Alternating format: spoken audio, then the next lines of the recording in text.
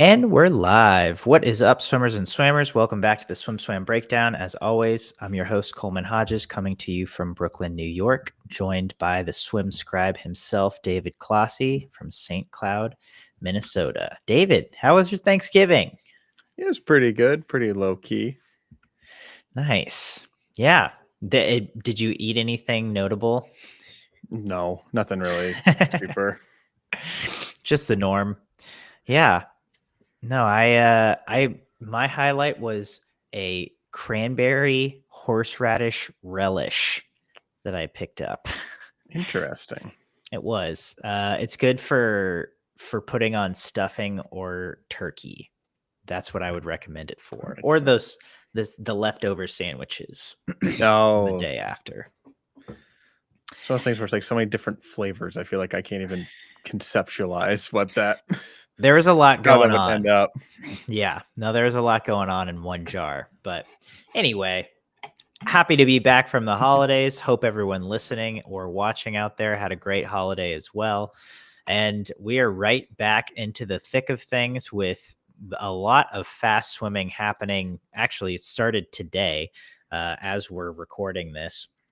But this weekend, there's going to be 3 big meets that we are highlighting. And that is the US Open, the Short Course European Championships, and the Minnesota Invite, all coming up this week/weekend. So first off, let's start with the US Open in Austin. Kicks off tomorrow, so Wednesday evening with the mile. And then I guess old NCAA schedule of events with 50s thrown in, 50s of stroke thrown in, I should add. It's all long course. And we are going to be seeing many top athletes compete, return to competition, and we're going to see where everyone is at with long course for the first time really since the World Championships this summer. So David, first off, kick us off with your top 3 swimmers you are most excited to see compete in Austin. Yeah, there's definitely a lot of options, probably a lot of low hanging fruit. So I won't take all of them. I'll leave a couple for you since you're going second. But, I feel like there's a lot of swimmers that are going to be kind of a few different categories, right? Yeah. Are they training through the meet? And then in that, you have subcategories of do they swim fast in season? Do they swim slow in season? And then I think there's also swimmers you could see they're either, a pro kind of treating this as a mid-season meet, or we have a lot of collegiate swimmers on the psych sheets that, I think it'd be reasonable for a lot of the Texas swimmers, since this is at Texas, to, either be holding on to a taper from their invite, or there could be some that maybe are prioritizing this meet over the NCAA midseason meet. So I think there's a lot of potential for, a lot of fast swims from a lot of different angles, which should make this an overall very exciting meet. But for specific swimmers that I am keeping an eye on, super excited for, one, this is something that I realized after I kind of went through all the entries on my own. I wish I had remembered this beforehand when I was recording the video for it, because the Texas pros were just at altitude. Just did a big block of training at the OTC. Now, question for the folks at home: when was the first time Reagan Smith ever broke 204 in a 200 butterfly? It was at a home pool at the time in Arizona, right after an altitude camp. That's right. Reagan Smith has talked about the fact she likes swimming fast after altitude, so she's got to be on the list. She's also a swimmer that can swim fast in season. She was just looking really good at the World Cup, so less of kind of a mystery of how is she in general, more how is she in long course. I think she could do something pretty quick, especially now that she's training with the current fastest 200 butterflyer in the world. I think Reagan Smith, especially because she's proven that she's in good form, whereas McIntosh obviously is going to be pretty incredible, but it's a little bit of a question mark in terms of some health and training interruptions. Another one, just because he is a super just intriguing swimmer to watch how young he is, Luka Mijatovic, coming off of a very fast 500 freestyle in particular in yards a few weeks ago. What's he going to do in a long course? He's at that age where he can go a fast time at pretty much any point. When you're 16 years old, it's who knows. And I could totally see him definitely putting some emphasis on this meet, especially after not getting to fully show out at the World Championships after qualifying, that he was one of the very notable examples that got hit by that food poisoning. But my number one swimmer that I am the most excited for has got to be the return fully of Caleb Dressel. Hard not to pick that one. I am very excited because this one is more of, there's a lot more mystery on this. There's a lot of swimmers who are probably going to be comparatively faster, right? Like, depending on the event line, like a Leon Marchand is definitely a big name that's been a lot more fast, a lot more recently. But we're seeing this new training scheme for Dressel. I really enjoyed listening to the interview he did with Mel, where it seems, he's breaking down how he made the U.S. national team in the 50 fly by basically winging it on his training. It seems like mostly just staying active because he enjoys it, doing some, swimming some races, was able to get under 22 seconds in the 50 freestyle, putting up some respectable times, nothing crazy. But for someone who's not taking a step back from competition, swam like 2 meets last season, focusing on the family, totally understandable. Now seems to not only be getting back into it, but also changing things up. Seems like a huge part of that interview that really stuck out to me is how much more of like a sports science specific approach he seems to be taking to a lot of things. That is super intriguing to me, as well as just where is he at right now? What does that mean going forward at the end of, this long course season and the couple years after that? I'm basically very interested in Dressel's trajectory over the next couple of years. And this feels like stop number one to base all of this discussion and predictions going forward. And so that is just with how little we kind of know right now, makes me super excited to see what kind of form he's going to make. Because we could see classic Caleb Dressel, who's not particularly fast in season, back when he was training under very high volume in Florida. But he could be shifted away from that, and he could actually be a bit faster than we're expecting to see. A faster Caleb Dressel in season sounds very fun to watch.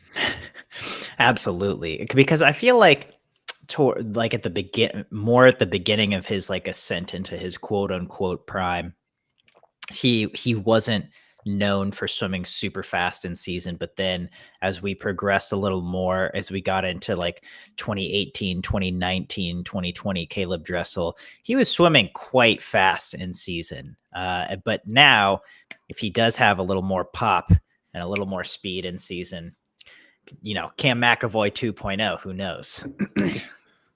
So we'll see. So just to be clear, you had Reagan Smith, Caleb Dressel, and Luka Mihajlovic as your top 3 athletes. Trying to pick a variety of reasons for them. There's definitely swimmers who are probably going to be faster, and I'm trying to leave a few obvious ones on the table for you. I hear you. I mean, you mentioned Leon Marchand and Summer McIntosh. It will obviously be at that meet. I'll just say those as one for my top 3 swimmers. They're swimming the same events. They're swimming similar events, right? Yeah. I think it's straight up the same. Oh, is it?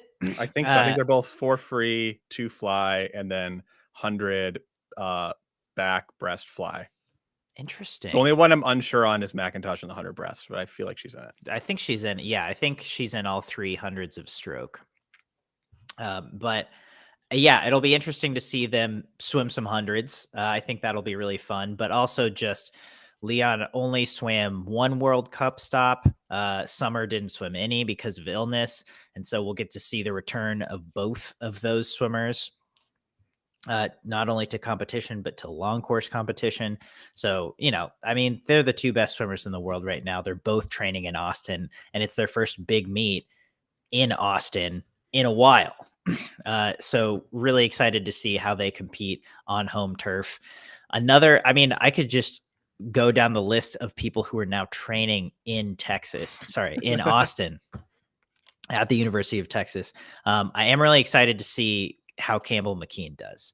After the summer he had in 58.9 in the men's 100 breaststroke, and then seeing how he's done at Texas so far. He had a great midseason. He was 50.3 in the 100 breast, I think, and 151, I want to say, in the 200 breast. Went best times.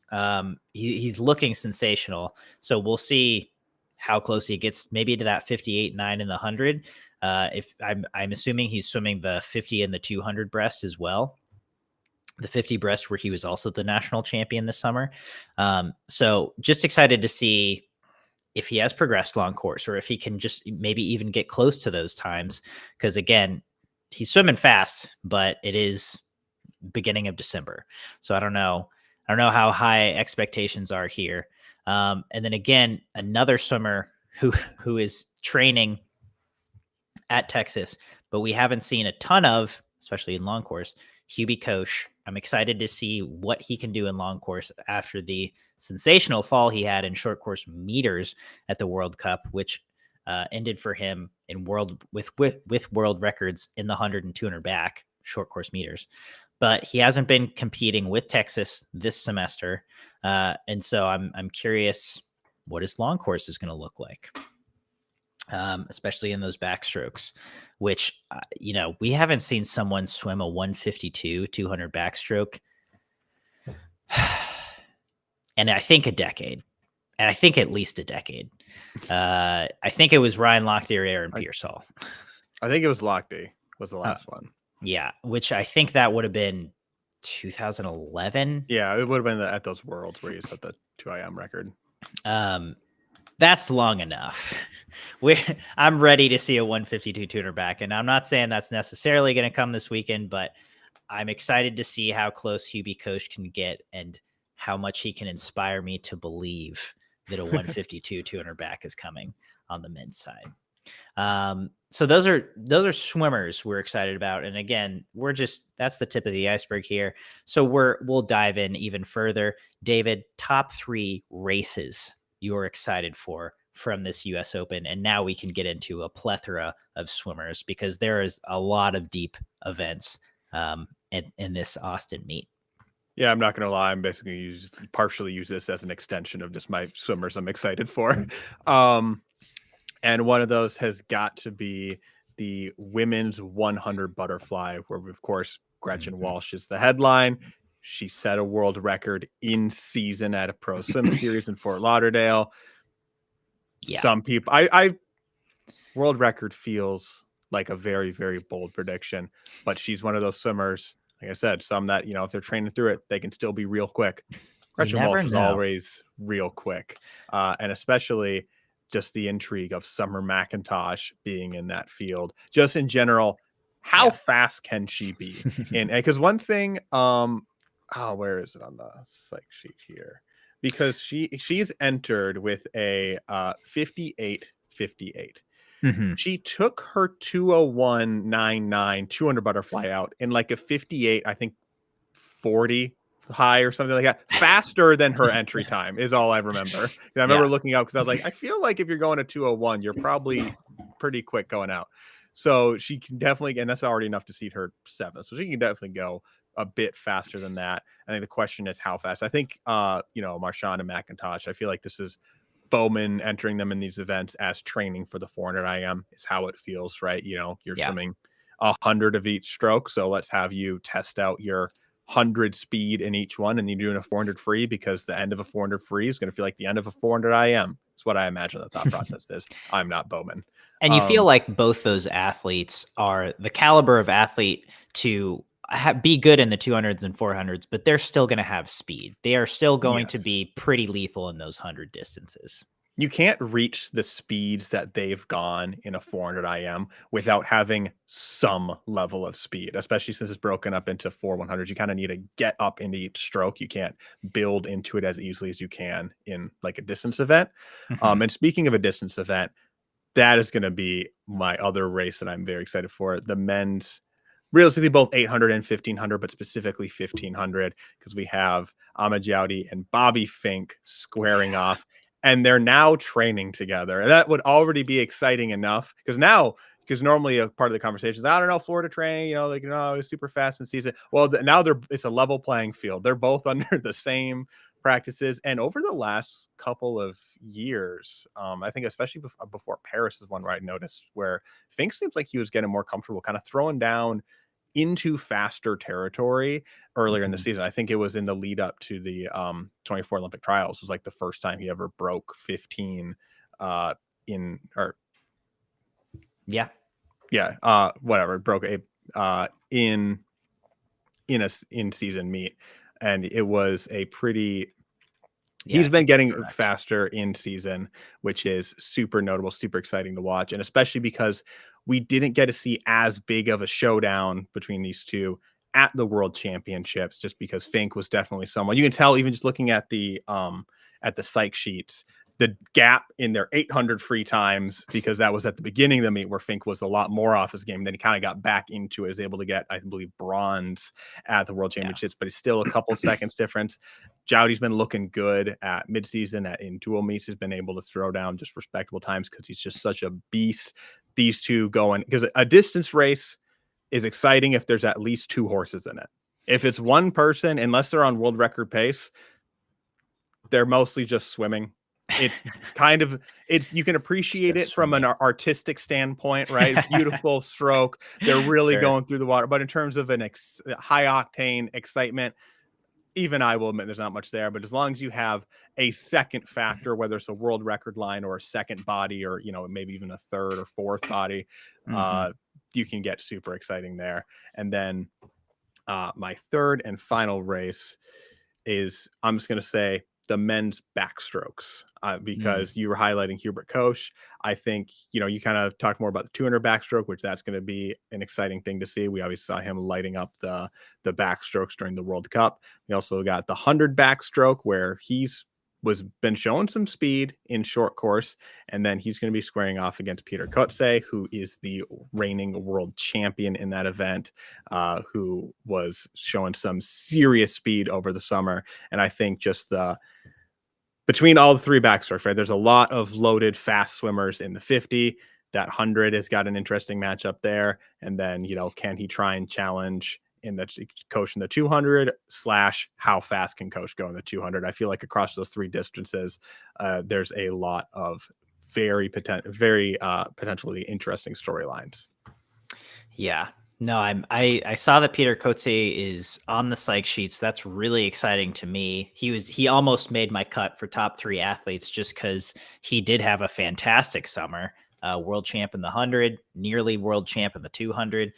So really excited to see how he does and how he can push Mr. Koch and the rest of those backstroke fields.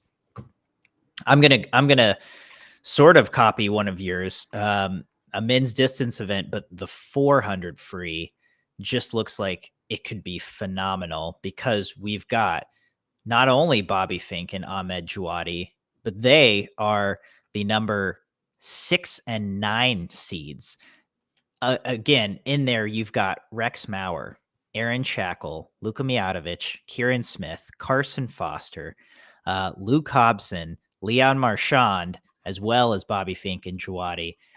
That's pretty much the top 10 seeds. Elias Saburtsev is also in there. That is the top 10 seeds, but like any of those guys could be pretty lethal. And especially seeing all of them square off. I mean, that it could be a US trials final in the 400 free in that event, and certainly might be in a couple years in Indianapolis at the Olympic trials for LA, just because there's so much speed. I mean, these are like the fastest 5 guys in the US in the last 10 years, I think. It's like Rex Maurer, US Open record, I think. Aaron Shackle won trials. Luka Mijatovic probably going to have one of those accolades soon. Again, Kieran Smith, bronze in Tokyo. So Carson Foster becoming a distance swimmer now, I guess.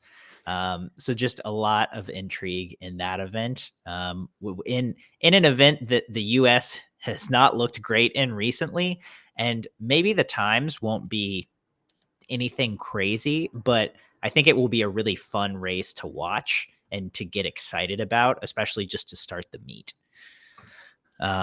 So very excited for that one specifically. I'll take another page out of your book.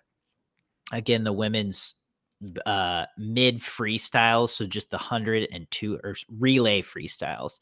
The women's 100 and 200 freestyle have a lot of depth, and I'm really excited to see a lot of these women compete. Erin Gimmel, Anna Poplawski, Simone Manuel, Alex Shackle, who we haven't seen much of. I think she's set to compete for Indiana this spring, but hasn't been on the roster this fall. Anna Moish, who's had a sensational fall with Virginia, set some of the fastest times we've ever seen at this point.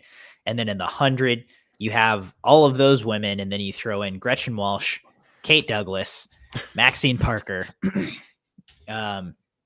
So a lot of speed there, and just a lot of really talented women who will probably be fighting for relay spots come this summer and come mini summers after that. But yeah, I'm excited to see where everyone's at. Excited to see some really fast long course swimming. And finally, I'll go with the men's 200 IM.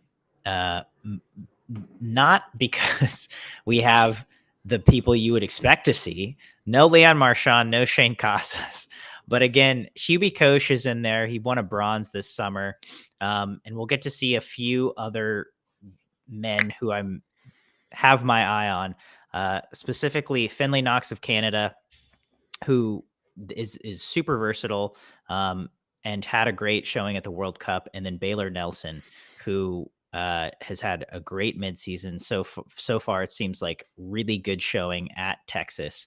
And so it's not going to be the fastest event and probably not the fan favorite event, but I am excited to see how some of these maybe just a tier down guys from the superstars perform. And some of those, just wanted to highlight some of those names. So any other notes from the US Open? Any other thing you're excited for about this meet in Austin this weekend, David?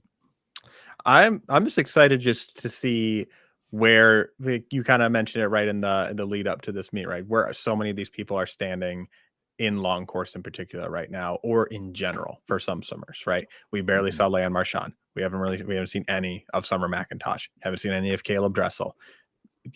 That's going to be really interesting to see, kind of get things started at, the looking towards the, always looking forward to the big meet, right? Or for swimmers that we did see at the World Cup, how much are they going to be able to translate that speed into, Hubert Koch was looking incredible. How is that going to translate into long course? Shane Casas was looking incredible. How is that going to translate into long course? For everyone who was at those World Cup stops, I'm just excited to see either in general or from short course to long course where everyone's standing in this format. Yeah. And to piggyback off of your point, just one more event that I'm stoked: men's 100 fly. Yep. World Cup heroes Ilya Karun, Shane Casas, and Hubert Koch all competing in that, as well as Dare Rose and Aiden Hayes at the top seats there. So I think, and again, Caleb Dressel and Leon Marchand a little bit further down the psych sheets. So a lot of people that's really exciting to see compete in long course and just compete generally. So that's the US Open. Let's move on to the short course European Championships, which actually kicked off today. So my first question for you, David, just did this first day of action in Lublin, Poland over deliver or under deliver, or maybe to just meet your expectations for day one of this championship meet? I feel like it met my expectations. It delivered.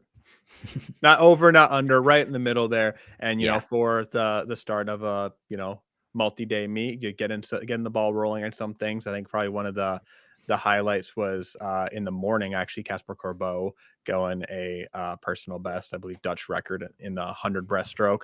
He obviously, we just were talking about World Cup heroes. He was one of the notable names there. His obviously biggest highlight for him was in the 200 breaststroke, which we'll see later, because he's now the world record holder by a fairly decent margin and busting through that 2-minute barrier. We saw, it looks like a pretty interesting battle in the 400 freestyle in the finals that just happened a little bit ago.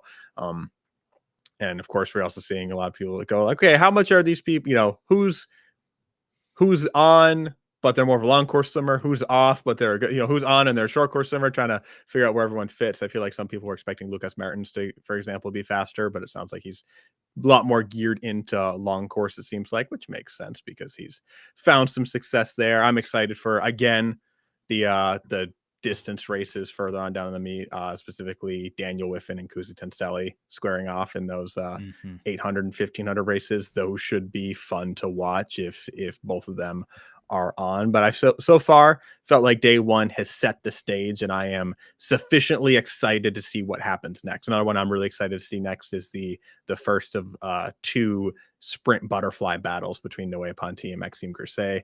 Ponty was looking quick after those semifinals, and we'll see tomorrow how fast he is in the final, how much he can pressure his own world record. It's always weird looking at some of these meets. I've been scouring our records recently because I am the one charged with updating them, and it's just annoying to me that some records are unratified. The unratified records, exactly what you're talking about. Whole thing. Is it the men's 400 free, for instance, that you men's about 400 free? There was a world junior record that was like broken, but it's slower than the European record. It's slower than the European junior record that for whatever reason, that was not ratified. It was swum by a Russian. I don't know how or why records get ratified or not ratified. And so I'm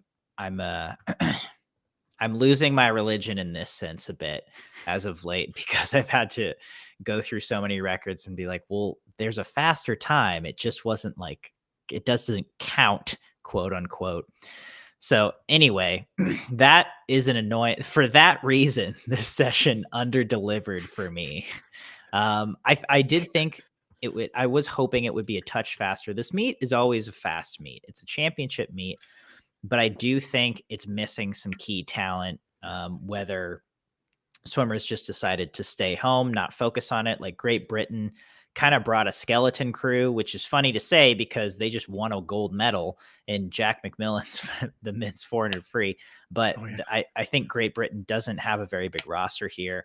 I think there's one or two other pretty prominent countries that just don't have a presence. I mean, Belarus and Russia literally don't have presences, which I understand. That's a whole different thing. But just in terms of the swimming itself, it's not quite as deep and robust of a field as I would like to see this meet. And I think that kind of fluctuates from year to year. Some years this meet is a really big deal, and we see world records out the butt on day one, and some years we don't. And I was still really impressed. European record in the first event from Isabel Goss of Germany. And then again, next event, sort of a world junior record, still some fast swims. But as we kind of got further and further into the session, there wasn't much that really made my eyes pop. Noé Ponty, as you mentioned, battling with Maxime Grousset. That dude just has figured out short course meters butterfly, and he is doing something that obviously no one else is doing because he's going so much faster than everyone else. He's first seed by 4/10 in a 50, which is just ridiculous to me. But even especially as we look at the 4x50 relays, there was some significant depth, but there wasn't a ton of speed.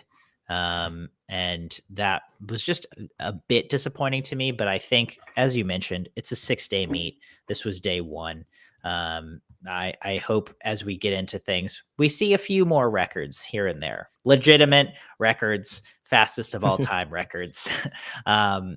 And as you mentioned, Casper Corbeau, I'm definitely going to keep my eye on as he moves into the final of the 100 breast tomorrow. He has had a great short course season so far. So really excited to see him competing. His female counterpart, world champion Anna Elent of Germany. I'm excited to see what she can do in tomorrow's 100 final, as well as the 200 and the 50 later in the meet. And as you mentioned, Noé Ponty, Maxime Grousset, they look on form. They look fast.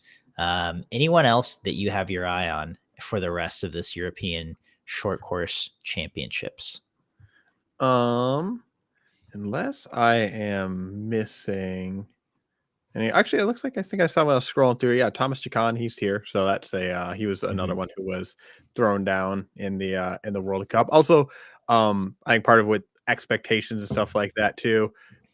For day one, there's a lot of semifinals too, and especially Yeah. since it seems like probably the under delivery that we're most likely to see is more in terms of depth rather than top end speed. There's a lot of still a lot of solid options for top end speed. So I wouldn't be Mhm. surprised if a lot of top contenders are not showing all their cards yet in those semifinals, just doing what they need to do to make the top 8, and they can do that a lot more comfortably than you can at like a fully loaded world championships or something like that. And Mhm. so maybe especially as the meet, and I normally have somewhat low expectations for day ones of meets because I kind of just I always for some reason expect them to build up and into it. That's not based on anything other than just my own internal vibe. No, yeah, absolutely. I mean, I think you get into the meet, and sure, some people have great swims right off the bat, but I think it takes a couple days to really get into a meet, especially a meet this long. Athletes get into their rhythm, they get into their patterns, they establish their habits for the week and for the competition, for the pool, and then you start, seeing maybe some better results. Uh, I'll just throw out a few more names that I am really excited to see, um, who happen to all be in tomorrow's 100 IM prelims, or at least entered for it. Beryl Gastadello, who's top seed in after the 50 fly, um, semis today. She's interested in 100 IM tomorrow. She's been a stalwart speedster for France for near a decade now. And she is still kicking, still doing it, and still going really fast times. So excited to see what she can throw down at this meet. Similar events, Roos van Oterdijk of Belgium, the young one who has just been blowing it up with her versatility and speed in fly, backstroke, freestyle, and medley. She can really do it all. I think this could be maybe a breakout meet for her in short course. And then Marit Steenbergen of the Netherlands. She had a great split to help the women's 4x50 free relay tonight win gold for the Netherlands. And I think she is in the 100 IM tomorrow and the 200 free. We'll see if she swims both. We'll see if she chooses one or the other. But on the women's side, excited to see those 3 athletes in particular throughout the rest of the meet, because I think they will have a lot of entries and end up getting a lot of splashes in Poland. Oh yeah. All right, so that is short course Europeans. Last of all, we're just talking about the Minnesota invite. For the most part, that is, or what we are focusing on, is how well is Cal going to swim?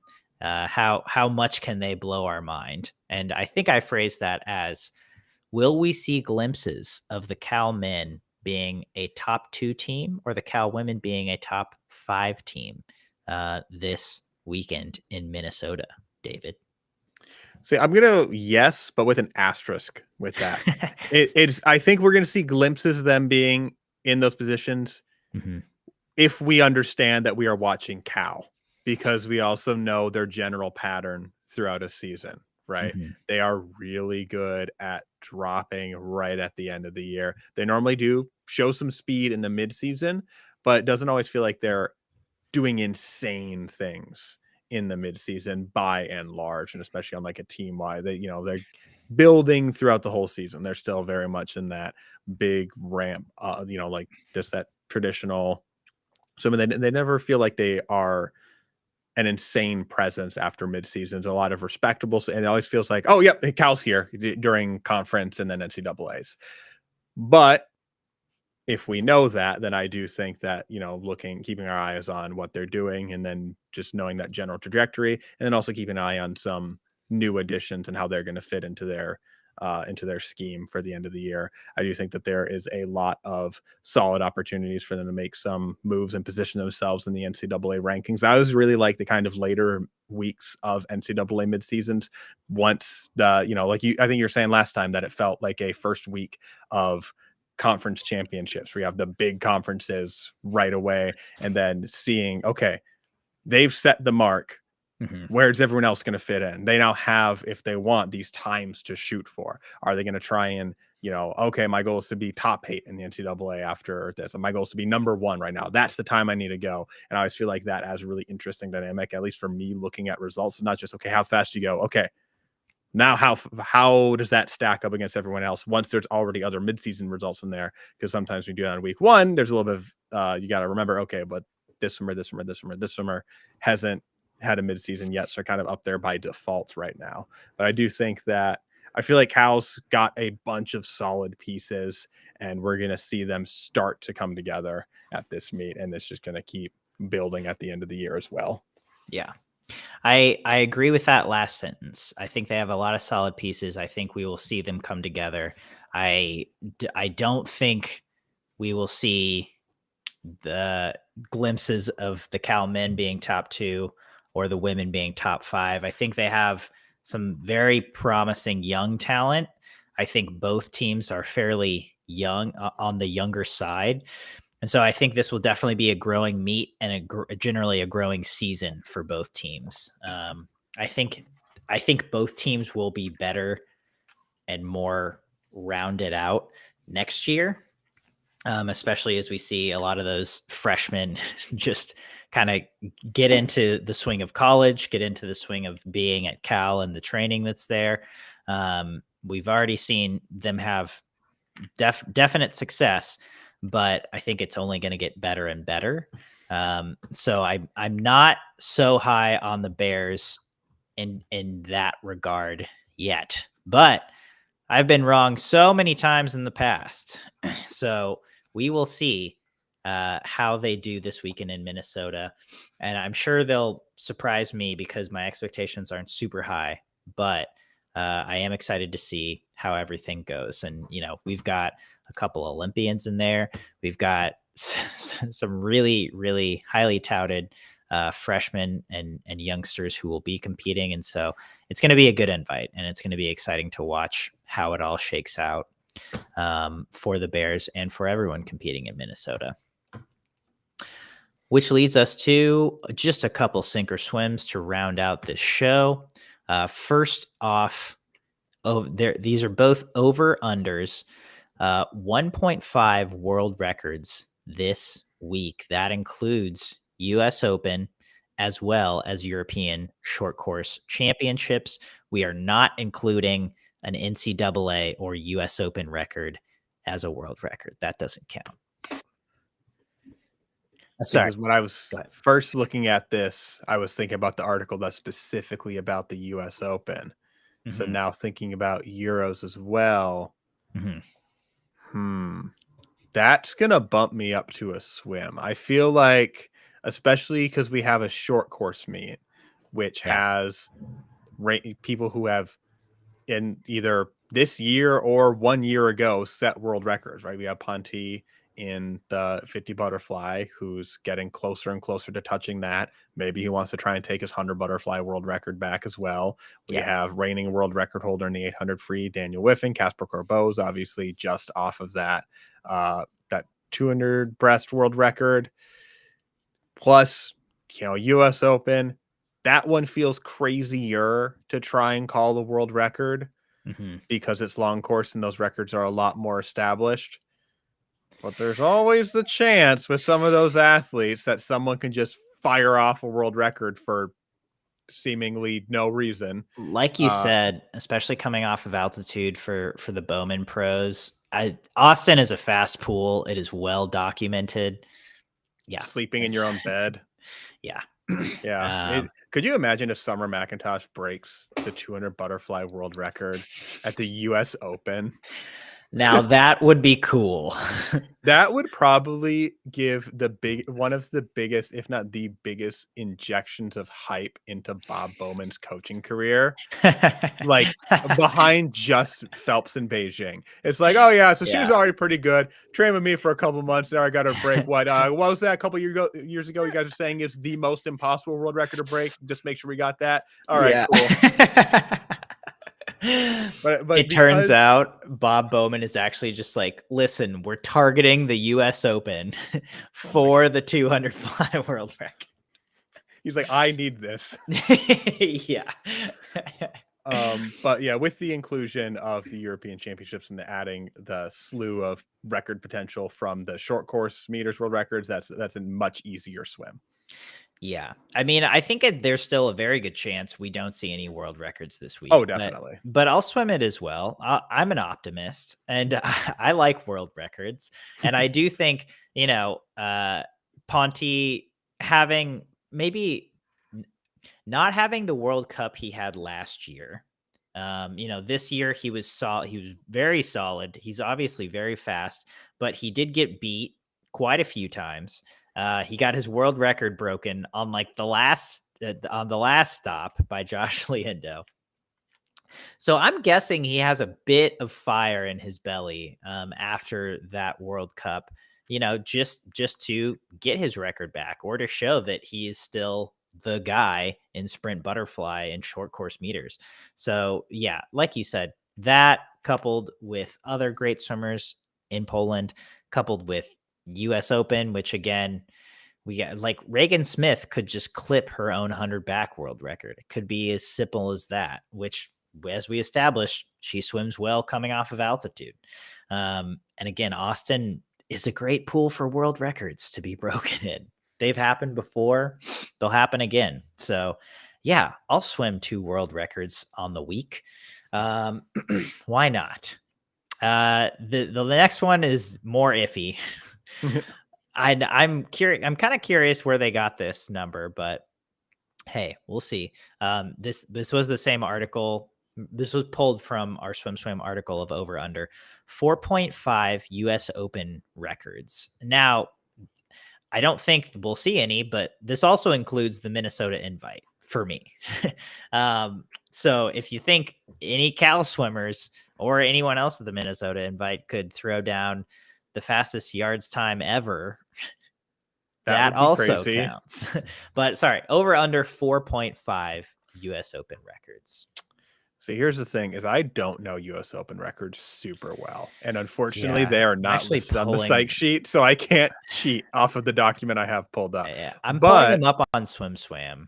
without knowing how tough they are, I think it is worth considering that there's at least a couple swimmers that have not had the chance to swim a fast long course meet on American soil before. Summer McIntosh, Hubert Koch, Yeah. right? They've Yeah. done some pro swim series, but this is presumably going to be a bit faster. Now, how tough are those men's backstroke records? Because there's this guy you may have heard of called Aaron Pearsall that swam on American soil a few times. So they might be a little tougher. That's not super, but then I feel like McIntosh could probably take down a 200 butterfly, 400 free, maybe, depending on how in the zone she is. Yeah. Coming off of altitude, world record holder. So she was within. Oh, wait, no, but because that US Open record is probably that 356. It is. Yeah. That's a tough one. There's some openings into it because we have reigning US Open, record holder swimming, but we don't know how fast they're going to be because a lot of American swimmers, they're probably not going to be as prepped as they, like a Rex Maurer, right? US Open record holder in the 400 free, probably not going to be quite as prepped as he was at last year's nationals. Correct. I'm going to sink it rather, just because of my own lack of knowledge on how difficult some of these marks might be. But I do feel like there's at least a glimmer of hope to see some, just because of how, new faces getting a chance to make their stamp in an American pool, right? Like Hubert Koch, Summer McIntosh, and probably one or two other people that I'm not saying, but some other ones are just too, like, the women's 100 butterfly. Well, that need to be a world record in order to break that US Open record. Some of those marks are a little difficult. Yeah. I am also going to sink it. I think there is a chance 5 US Open records could go down, but I think the stars would have to align for 5 to go down. And I think we'll see a few. I would say 1 to 3, because we have seen Summer McIntosh compete on U.S. soil before plenty of times, but just the thing is that she hasn't done so at a big championship meet, as you said. She holds the U.S. Open record in the 200 free and the 400 IM, but it's again like surprisingly, Kate Douglas has the U.S. Open record in the 200 IM, and Reagan Smith has the U.S. Open record in the 200 fly because Reagan's swam a crazy fast time, and Kate Douglas did the U.S. Open record at trials. So I think it's possible we could see 5. I don't think it's realistic. So I'll sink it as well. But regardless, I think we're going to see some really fast times this weekend. I think we might see a few U.S. Open records. We apparently think we'll see 2 world records. So fingers crossed for that. Yeah, everyone get ready for that. yeah. Just get You your heard it here popcorn. first. It's gonna happen. But yeah, no, we've got a very fast week of swimming that's already started. So tune into SwimSwam for all of the coverage on short course European Championships, which you can watch for free on Eurovision and Eurosports. US Open, which you can watch probably on USA Swimming, and then the Minnesota Invite as well as all of the other mid-season invites for the second week of mid-season week. So US Open's also on Peacock if it doesn't end up being on USA Swimming. That's right. Or if you already subscribe to it, like I do. Heyo, US Open on Peacock, so you can watch prelims and finals there.